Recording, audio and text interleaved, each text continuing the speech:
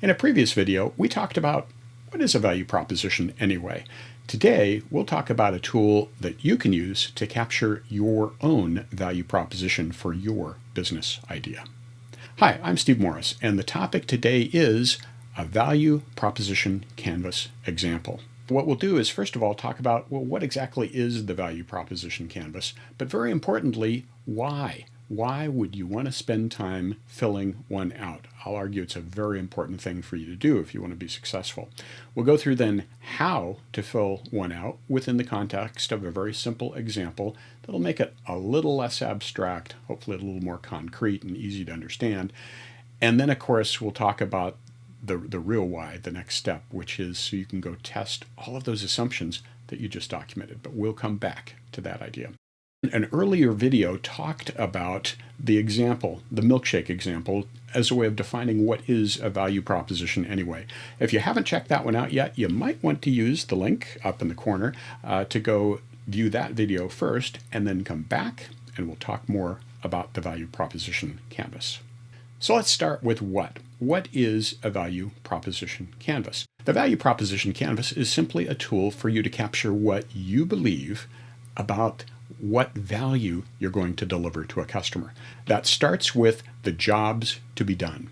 What does the customer believe are the jobs they need to get done? And what's the customer pain? In other words, what pain does the customer want to avoid? And what gain is the customer seeking to obtain? The job to be done comes down to the concrete. It needs to do A, B, and C. But that doesn't address the why. Why is this compelling? A value proposition is compelling because it either gets rid of a pain or delivers on a gain. So again, it's just a tool to capture those assumptions. But it doesn't stop there. It also talks about the beliefs that you have about your solution. Your solution is a product or a service. It has certain capabilities which you believe address the job to be done.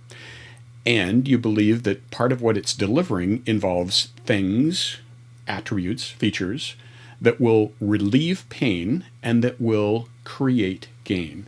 And that those will map on to the pain relief the customer wants and the gain that they'd like to obtain. So to summarize, the value proposition canvas is a tool where you're documenting what you believe. Now, looking ahead, you're going to document what you believe, hopefully in the form of testable hypotheses, but we'll come back to that. It's what you believe, on the one hand, starting from the customer side. What is the job the customer, or jobs, the customer wants to get done? What is the gain they hope to realize or the pain that they hope to avoid? On the other hand, what is your solution? What do you believe is the product with the collection of capabilities that will deliver on the job to be done? And what are the gain creators implicit in that product capability that will deliver on the gain the customer wants to receive? And what are the pain reliever capabilities the product will deliver that will address the pain that the customer wants to have go away? Okay, so that's what the canvas is and basically what it looks like. I guess the other big question, though, is why? Why spend time filling out a value proposition canvas? And the answer really is very simple. Way too often, what you believe about the value proposition ends up being wrong. And there are so many things that you could get wrong about it. You could not understand what the job is to be done. You think you do, but maybe the customers look at it differently. You might not really understand what the pain is they want to avoid or the gain they want to get delivered. But even if you're right on all of that, you might believe that your product delivers on the job, but the customers disagree. There's something missing. It doesn't really deliver on the job. Or the customers might believe it doesn't deliver on the gain they want to realize, or it doesn't eliminate the pain they want to avoid. So again, it's a lot of assumptions that you're making in the value proposition canvas. So the key idea here is that you're capturing these assumptions on the canvas. Again, everything you write down on the canvas is an assumption. It's a belief. You want to capture those so you can test them. And that's the real value of the value proposition canvas. Because if you test those customer value proposition assumptions, if you validate the value proposition before you go build your product or service, your odds of building something that customers will want to buy is much, much greater. That's why the value proposition canvas is an important tool for an entrepreneur. So that leads us to the final question of, okay, so how do you fill out a value proposition canvas? Let's walk through an example. So we'll start with the customer, and for this example, we'll talk about commuters. Again, we're talking about the milkshake example from the previous video. So in that video, commuters would come to a fast food restaurant early in the morning looking for a milkshake. And they had a particular job in mind that they wanted that milkshake to do for them. In particular, they wanted something to do, through their commute, because there wasn't a lot to do, driving through a long commute, and they wanted something to eat while they were commuting. Why did they want that? Well, there were some particular pains they wanted to avoid. They wanted to avoid hunger before noon. This milkshake was probably their breakfast, so they wanted something substantial enough that it would keep them full so they wouldn't be hungry until lunch. But also, it was a long, boring commute. Having something to do, something to eat through the commute would help deal with the boredom. Okay, those are the pains. What about the gains? Well, if they had something to do, they'd be more awake and alert through the commute, and that certainly would have some value. And if they showed up at work more awake and alert and not hungry, that would certainly put them in a better mood. So there's a potential gain delivery. Now remember, everything that we just said in terms of the job, the pains, and the gains are assumptions. They're hypotheses that we need to go test. But that's then the customer side, in this case commuters, of the value proposition canvas. So how about the solution side? You're delivering a product or service that hopefully will deliver on the gain creators and deliver on the pain relievers.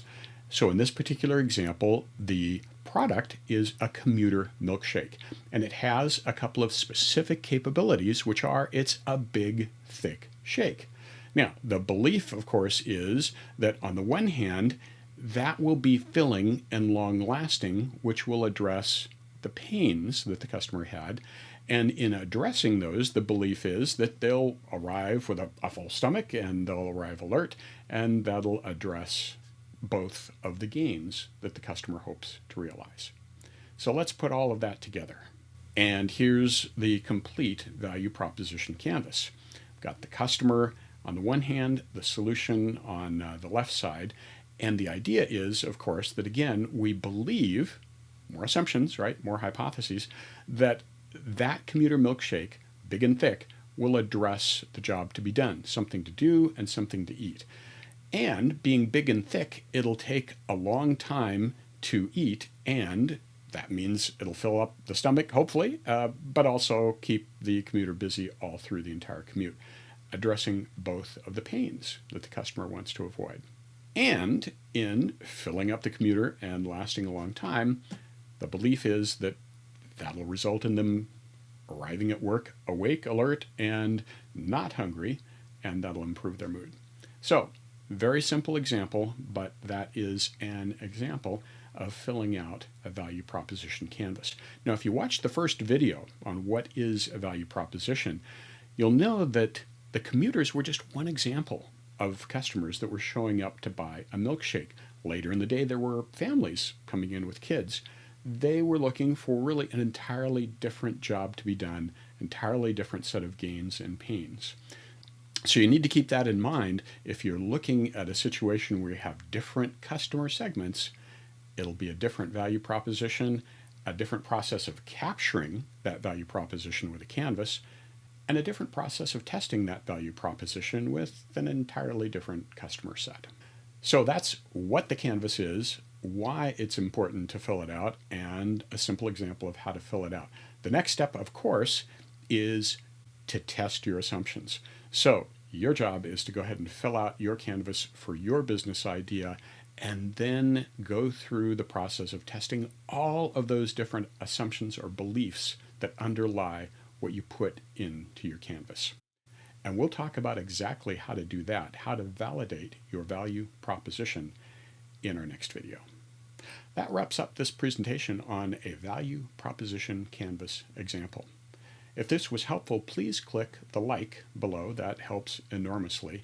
And we tried to make it really easy to subscribe to the channel. If you haven't yet, just click on the logo pointed to right here and you'll get subscribed. So again, thank you very much for watching. Please do subscribe and hope to see you at the next video.